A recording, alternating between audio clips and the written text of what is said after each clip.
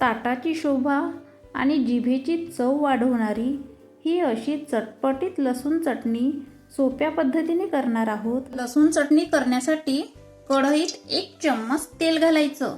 तेल गरम झाले की 2 चम्मच धने घालायचे, 1 चम्मच जिरा, फक्त मिनिटभर परतून घ्यायचं।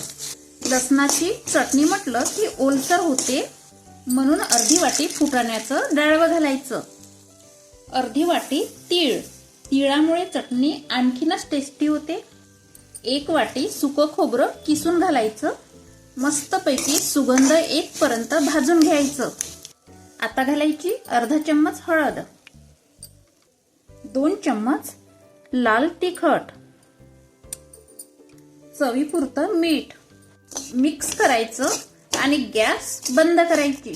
येथे मी 1 वाटी लसूण सोलून घेतलेला आहे, म्हणजे 40 ते 50 पाकळ्या आहेत। लसूण साठवणीचा असल्यामुळे एखाद्या ताटात फॅन खाली 2 ते 3 तास पसरून ठेवा, म्हणजे यातला ओलसरपणा पूर्णपणे निघून जातो। तुमची चटणी सुटसुटीत होईल आणि चटणी 5 ते 6 महिने टिकेल, वास सुद्धा अजिबात येणार नाही। तुम्हाला मी महत्त्वाची टिप्स सांगते, उन्हात मात्र वाळू अजिबात घालू नका, चटणीला टेस्ट येणार नाही।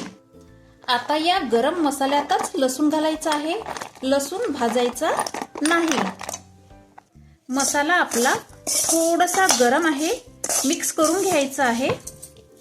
आता काय करायचं बघा, थंड झाले की मिक्सर पॉटमध्ये घालून मिक्सर मात्र चालू बंद करून जाडसर चटणी वाटून घ्यायची बरं का। तुम्ही बघू शकता चटणीला बघा किती मस्त सुरेख रंग आलेला आहे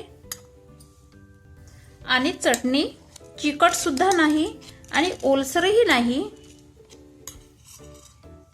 तुम्हाला जेवढी चटणी लागते तेवढी घ्यायची आणि थोडेसे यावर तेल घालून चपाती सोबत सुद्धा खाऊ शकता। तुम्हाला भाजीची सुद्धा गरज पडणार नाही। तर कशी वाटली माझी खुसखुशीत लसूण चटणी? जर आवडली असेल तर एक लाईक नक्की करा आणि चॅनलला सबस्क्राईब करा।